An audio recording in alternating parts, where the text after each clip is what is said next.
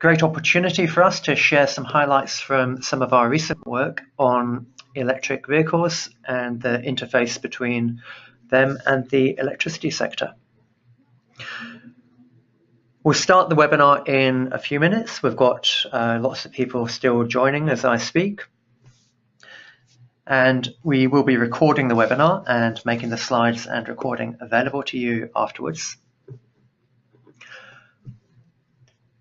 You should be able to see the title slide for the webinar now, with the 2 questions that we'll be focusing on.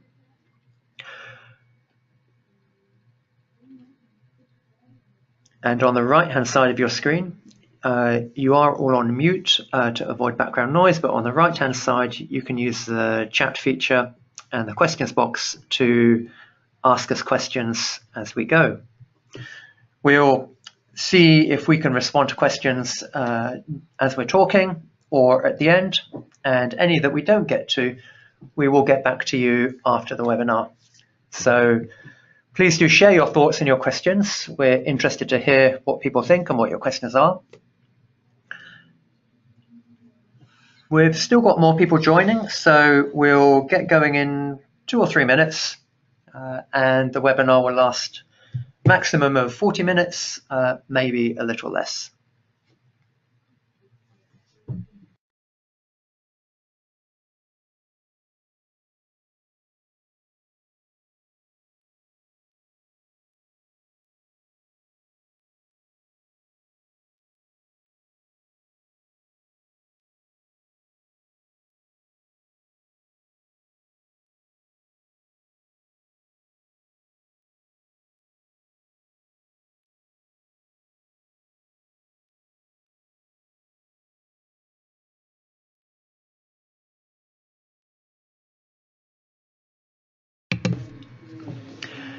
Hello everyone, and welcome to today's webinar. My name's John Slow. I'm a director here at Delta Energy and Environment, and we've got myself and 2 colleagues talking with you today. One based here in Edinburgh, Matti Kahola. Good morning, everyone. And Alexander Lewis-Jones, who's in London. And Alex, let's see if the technology is working. Can you hear us okay, and can we hear you? Good morning, John. Yeah, I can hear you loud and clear. Can you hear me? We can hear you fine, Alex. So the technology is behaving itself.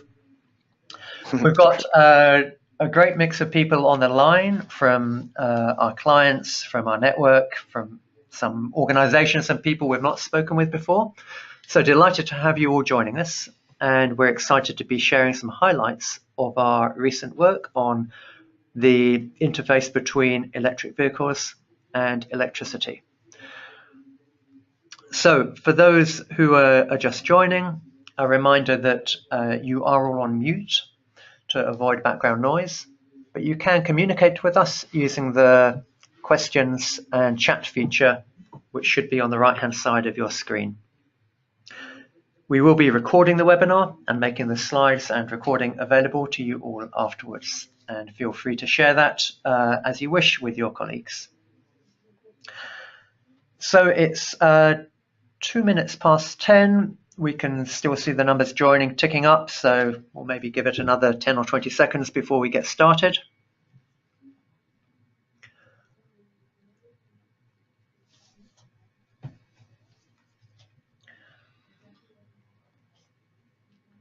Okay, and in the interest of time, let's get going.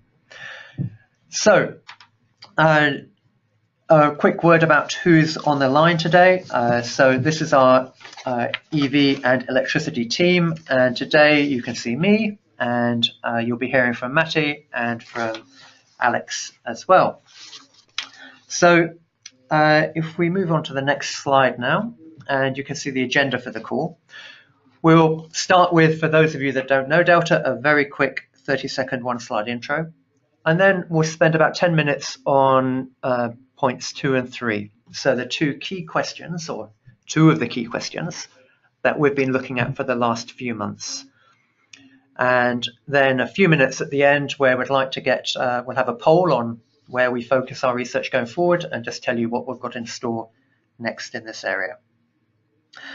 A word about the two key questions. So we've focused on these questions because this is what we've consistently been hearing from the market. On question 2, a general acknowledgement that customers will likely charge from home, but some uncertainty about the mix of different charging types. And point 3, we see a big battle between utilities, probably oil majors, the car industry, and new entrants to sell products and services, electricity, flexibility to EV drivers. So these are the two key questions. We'll now flip forward to the one slide intro on Delta. Many of you will know this. On the top left, you can see our focus, which is Europe's leading advisory firm to help companies on the transition from old to new energy. On the right, the different ways that we work with our clients, subscriptions, consulting, and occasional summits on different topics. And at the bottom, a selection of our clients from across Europe, Japan, and beyond. Okay, moving on now. So I'll now hand over to Matti, who's been leading our research on this fascinating question about where EV drivers will charge. All right, thank you, John. So we actually asked this very question: how will, or more precisely, maybe where will EV drivers charge their electric vehicles in the future? We asked this question in February of this year when we held our last webinar around the EV research. And at the time, when you look at the responses, it was clear that home charging, around 60% of people thought home charging would be a very key part of this charging mix. But there was also significant uncertainty regarding the other locations and importance of those.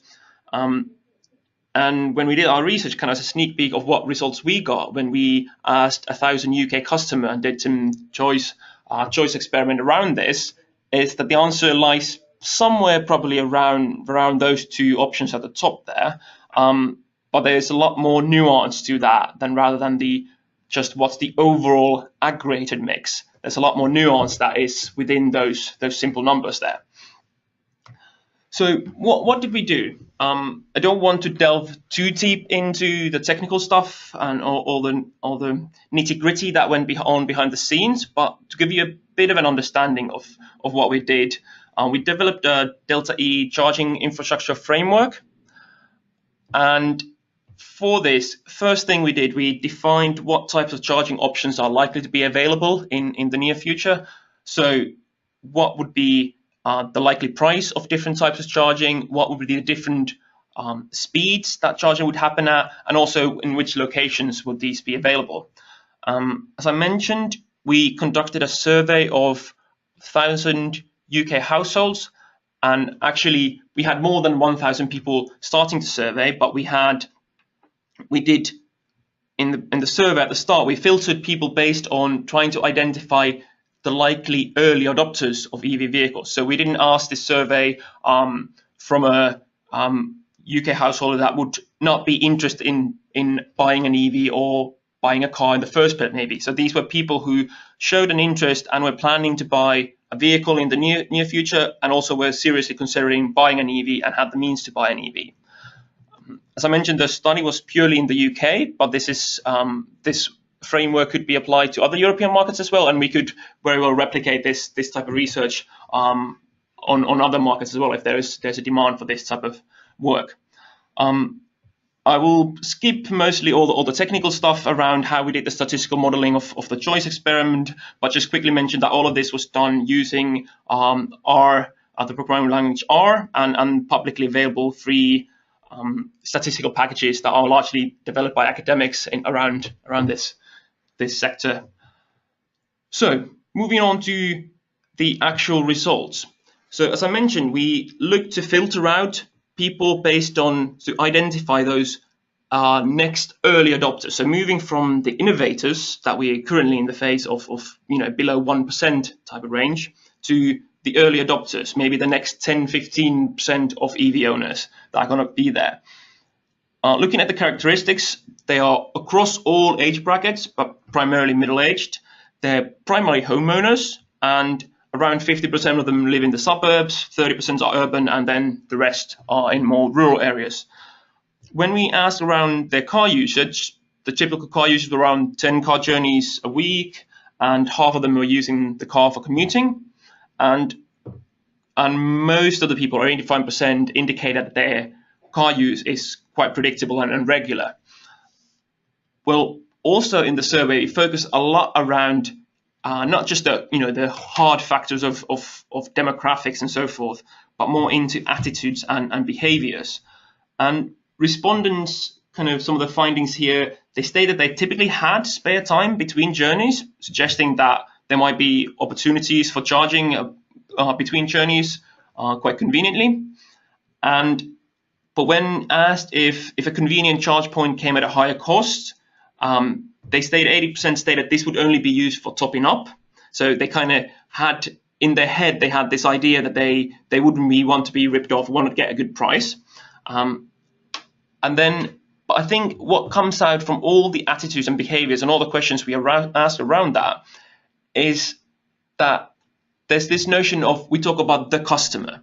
Our research clearly shows there is no one customer. There are several different types of customers. And in the coming slides, I'll show you a bit around the segmentation we did around the customer and identifying those key types of customers. Also, interestingly, in these early adopters, most of the people we surveyed, that completed a survey, had access to off-street parking. So this was over 80%. And this is much higher than the UK population as a whole. And there's a few reasons this might suggest that those people that don't have access to off-street parking or have to rely on just parking on the street, that they might be less interested in purchasing EVs and might think that that's not a technology for them yet. So there might be a bit of kind of self-selection there. And when I look at the number of cars people had, just under 2/3 had just one car, and around a third had two cars, and very few had more than two cars. So what were the preferences? So if you look at the overall estimated preferred charging mix, it's around 60% for home charging. So that would say around 60% of the charging events would happen at home. The rest would be mixed between workplace, destination, and public charging. If you look at the order, it's this order. So workplace was preferred was a larger share than destination and public. And I think the important and interesting thing looking at this is that when we look at the relative importance of the different factors on what's driving customers' choice around these different locations, it's quite interestingly, it's not price that's driving the decision making, it's primarily location that they're choosing over. And when we look at that, that's, for me, there's a few reasons this might be. So people show a really strong preference over at charging at home, and also people show a strong preference of charging while they're doing their weekly routine. So for instance, the most popular way to currently fuel a car is by filling up your car when you're doing your weekly shopping. So these type of means of charging seem to be very popular for Eevee as well. It would be those that fit in with your routine. So this would suggest that convenience might be king, and that might be the number one factor that is driving people's choices around the different charging locations. And some of you might be surprised that price isn't, the key determinant of what kind of choices people state they would make. And I have a few ideas on why this might be. I think one is that kind of the reference price people are looking at is much higher. So that is to say, currently driving a diesel vehicle or a petrol vehicle, the cost of charging or filling up your car, if it's electric, it's already so much cheaper that everything looks cheap in comparison to what people are currently paying.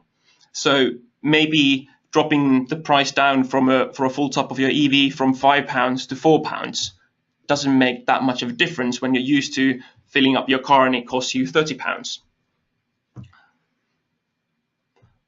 So moving on into looking at the different customer segments. As I mentioned, the interesting bit probably isn't the overall mix between the different charging locations, but rather all the details that are behind them and all the different types of customers that are hidden in the average figure. So in our research, we used advanced clustering methods to identify 3 distinct segments based on where people would prefer to charge. So in purple there, we have the suburban commuters. These are typically middle-aged with families with access to charging both at home and at work.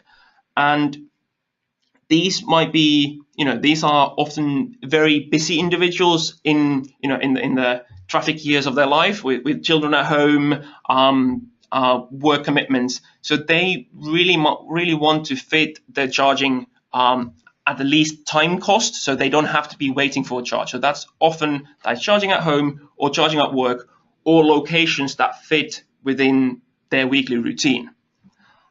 When we look at in blue there, we had the home dwellers. So these are typically more suburban or rural homeowners who really want to charge at home. This often also are a bit older, often might be retired or working from home. So often for these individuals or the people in this group, their car usage is fairly limited, so they might not need to charge in any other location besides home. Maybe the most interesting group was the mix and matchers. These be more urban individuals who keep up with the latest gadgets and will actively look to seek out the best deals. These people also had the least access to off-street parking, so they might be also forced to go out there and use a wide range of different charging locations. But also these are, interestingly, for a lot of the retail propositions we're talking on a bit later about, these might be the prime candidates for, let's say, some of those mobility as a service type of propositions or services that really help customers find the most convenient charging locations when they're on the move. And here on the right, we have a bit more detail around the mix and matches.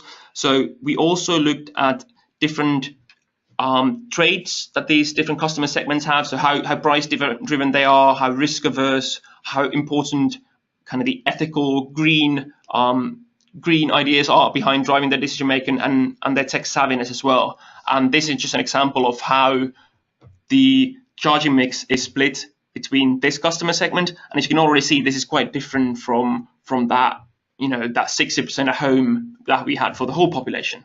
So this just shows that there's large differences hidden between these average numbers, and it's really key to understand the different customer types that are behind there. And really, as you can probably imagine yourself, the propositions that would be appealing to the home dwellers might be very different to the propositions that are, appealing to the mix and matchers that are much more on the move and might not even have access to off-street parking.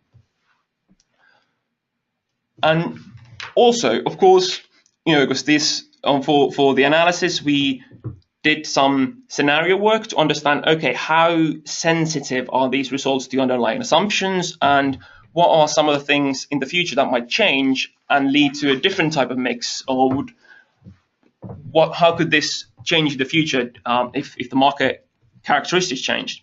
So we looked at several scenarios, but in the report we have 4 different scenarios presented. So one was around the emergence of a low-cost, low-speed public network. Then there was around destination subsidized charging and so forth.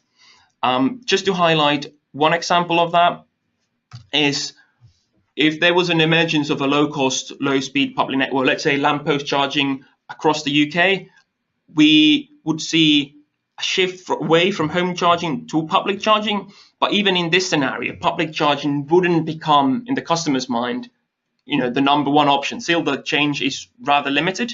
So customers would respond to this type of situation and the increased convenience that might come with this, with public charging, but the change is still rather limited. When we look at all the scenarios we looked at, there's some kind of overarching findings that come with it. And one is around the home and workplace. For those that have access to both, they are very clear kind of direct substitutes to each other. If one gives you a better deal, you're much more likely to go for that. And then, interestingly, the idea of low-cost charging at destinations like supermarkets, this concept seemed very appealing to customers. And I think that's a very interesting segment to look at and keep your eye out in the future. And also around ultra-fast charging, there appears to be a very strong baseline demand for this, but our research suggests that baseline demand is not very high. But there is a market for this, and customers acknowledge it. But customers really seem to think of it as the destination or the charging destination of choice only if they need it for longer distances, rather than the main go-to destination. Thanks very much, Matty. That's a fascinating whiz through some of the highlights of the research. Now, it all does come with a caveat that this is research with future Eevee drivers. So, like any prediction or forecast, reality will probably turn out a little different. But we hope that this is helping to shine a light into what is quite a dark room to understand how the next wave of Eevee buyers will charge their cars. As Matty said, the innovators today in most markets are probably not good examples of not good indicators for the early adopters that we'll see in the next 5 to 10 years. Got a couple of questions that we'll come back to at the end if we've got time, so do keep the questions coming through. We'll respond to those during the webinar as we can. And moving on now to the battle for the Eevee customer. So Matt has talked about the different types of Eevee customer, so we probably shouldn't refer to the Eevee customer because there'll be many different types. And we're starting to see a really interesting battle, I think is the right word. It's akin to the Wild West in some ways, of lots of different propositions starting to pop their heads above the parapet across Europe. So I'll hand over now to Alex, and Alex and I will talk you through some of the highlights from this research. Okay, thank you, John. Good morning, everyone. So for this second study, we began by taking a look at over 100 propositions available for retailing charging to Eevee customers across Europe. These are B2C propositions. And if you take a look at some of the logos we have on the top of this slide here, you can see it's quite a range of different players here. These are some of the companies we looked at. We then filtered these through to find 20 leading edge propositions. And I'm keen to stress here that when we say 20 leading edge, we are not saying the top 20, but we are looking for propositions that demonstrate the breadth of different ideas, different innovations. We're looking for companies that are demonstrating that they are active in this area in diversifying their customers. And we wanted to get a split across the utilities and the other players. So you'll find in these 20 propositions, 10 of them are utility propositions and 10 are non-utility. With this shortened list, we then conducted a series of analysis to find some further themes that were emerging from this. So this included what business models were coming out of it, what kind of market gaps and opportunities there were, and also what kinds of customer propositions are there. So moving to the next slide. This is our idea, our framework for what kind of propositions there are today to Eevee customers. So I'll talk you through this now, starting with the orange circle in the diagram. These are tariff-led propositions. So this refers to any retail of the electricity itself. This could be as simple as a renewable tariff for your domestic electricity because you want to drive an EV because you want to reduce your emissions, so you provide a renewable tariff on top. Or it could be something more complex, such as a time of use tariff.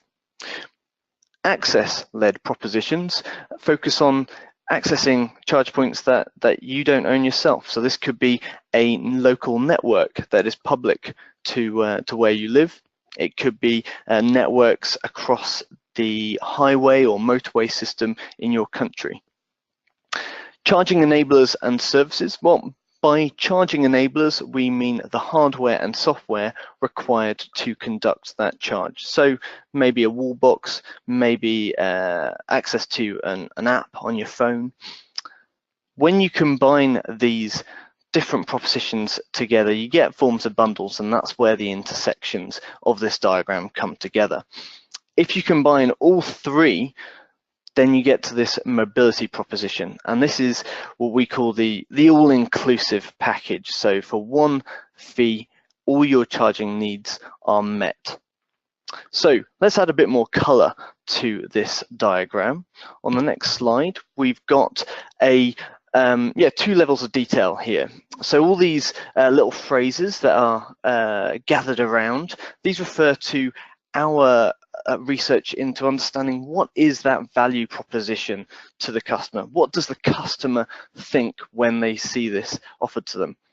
So just taking one for an example, if we look at the one coming out of the access circle, this is talking about a supermarket who offers complimentary charging to all their customers. So they do this in order to gain greater footfall into their stores, and this works well for those customers and links with some of the customer research that Matty was just talking about. I'll pass back to John to talk about the non-utilities and utilities. Thanks, Alex. So you can see on the colours here, unsurprisingly, the non-utilities are not they're not offering tariffs. We suspect that will change as some of them, through partnerships or their own initiative, start to offer tariffs. But they're focusing on access and charging enablers and services, and increasingly bundling them together. And the utilities, we see a lot of tariffs, often tariffs bundled with access, sometimes wall boxes or home chargers being sold as well. So a lot of work from utilities in trying to bring together different elements of propositions, but a gap in the middle where we see quite an absence of an all-encompassing customer proposition. And we'll come on to that in a minute with one example of a utility that we did see bringing this together. Okay, so yeah, we'll run through two examples for you now. We've got Fortum, who do fit into that mobility proposition, and we'll also be talking about NewMotion. So Fortum, for those of you who do not know, this is a Nordic-based electricity generator and supplier. They have over 1.3 million customers, and notably are active in in Norway, where the first mass market for EVs has emerged. And NewMotion is a different kind of player. They're not a utility. They are a charge point manufacturer and supplier. They are very active in providing B2B solutions, but also deliver straight to the customer. And these are two that we looked at in detail.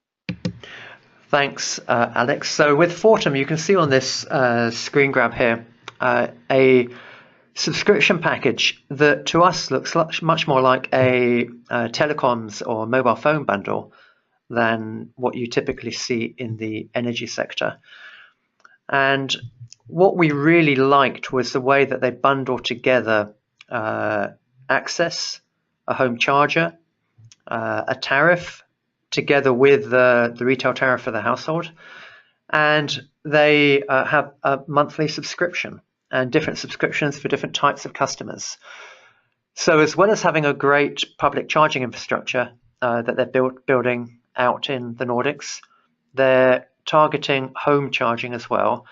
And their early signs are this is really attractive proposition for customers. It's good for customer acquisition in the retail energy market, and it's good for customer retention. So for us, this is one of the standouts of the 20 we looked at. Alex, I'll pass back to you to say a few words on NewMotion. Yeah, so similarly, NewMotion have looked to provide a proposition where it allows the customer to combine all their charging in one platform. So they've got to focus particularly on smart charging and selling the right charger to the right customer. And we liked the fact that they are getting involved in flexibility services as well. This is a very emerging area, and very few propositions are really looking at how EV charging retail can get involved here. But NewMotion are kind of leading the way here across their network. Okay, in considering where we are with time, I won't go into detail here, but just to mention that we really did look at the breadth of offers out here. So this included the likes of Octopus Energy, a startup here in the United Kingdom that has started investigating the opportunities for leasing electric vehicles, as well as focusing on the electricity itself. Now, if we take a step back, when we've compiled all our research and looked at what are the core business models, there's one occurring theme here, and that's that the business models that are most common currently in Europe are not necessarily the most leading edge that we are considering in our research. So the most prevalent we were seeing are the charging networks. There's lots of offers out there to get access to a public network. And then the EV tariffs are more and more being released all the time now from different utilities. But where we see the really innovative ideas coming through in terms of providing that platform and creating inclusive propositions where you can combine home, public, and maybe your work charging as well, these are very few and far between. Thanks, Alex. So summarizing this part of the webinar, we see, as Alex said, a big opportunity here to bring together different elements of propositions to provide a holistic service for customers. And as Matty highlighted, there is no such thing as the customer. There are a lot of different types of EV customers. So developing different propositions for different customers will be key to winning this battle for the EV customer. And the more we talk with the market, the more we see that this will be quite an intense battle in the next years. We'll see, I think, some bold plays from oil companies, OEMs, utilities. We'll see partnerships between them. But the ones that have the best understanding of the customer and can develop the best propositions will be the ones that win that battle. So moving on now, we wanted to ask you a question. So we've got a poll coming up, and also just give you a feel for the direction our future research is taking. And then a few minutes for questions at the end. So simplistically, we see lots of people on the right-hand side here focusing on how many EVs will be sold in 2020, 2025. That's not where we think we can add any value at Delta. And we see lots of work on impact on wholesale market electricity prices. Where we're looking to focus is on this intersection between the electricity sector and the EV sector. So on understanding customers, as Matty has described, there's a rogue percentage point here on the second point. I won't talk through all the points, but looking at energy flows around buildings, services to customers, smart charging in particular. So this is where we'll be taking our research forward, and where we hope we can help companies exploit these opportunities and respond to some of the threats. Our research service, so this is available on our website. You can see a brochure describing our EVs and electricity research service. And we'll move to the poll in a sec, but on the right-hand slide of this slide down here, you can see the different elements of our service. So a fairly similar model for those of you that subscribe to some of our other services. And as we're taking this forward, we're really interested to get your views, to talk with you, to exchange opinions on this area. Moving on to our poll. So we'd like to get your interest or see your interest in what topics we focus on next. So we're going to put some options in front of you. So Matty is making the technology work, and you should be able to see here some different topics. The voting is all confidential. No one else will see how you voted, and we'd just be interested to get a feel from you as to which of these topics you would most value us to focus on. And if there are topics not shown here, then please do drop us an email and let us know what you think would be valuable. We've give a few more seconds for more of you to vote. We've got well over half voted so far. Okay, last 5 seconds. That's nearly all of you. Okay, we'll close the poll and show you the results because it's interesting for you to get a feel of where the industry sees the big questions. And you can see that smart charging has got the biggest interest with a related topic, V2G or V2X, as another key priority. So we'll keep you in touch from time to time with our research as we take it forward. We'll put this poll in the slides that we share with you afterwards as well, in case that's interesting for you. And we've got a few minutes left for Q&A. So let's just take a look at some of the questions we've got through.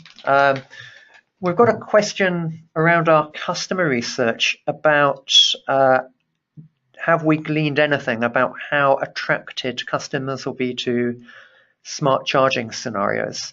I'll hand over to Matty in one sec, but maybe just to look at the parallel.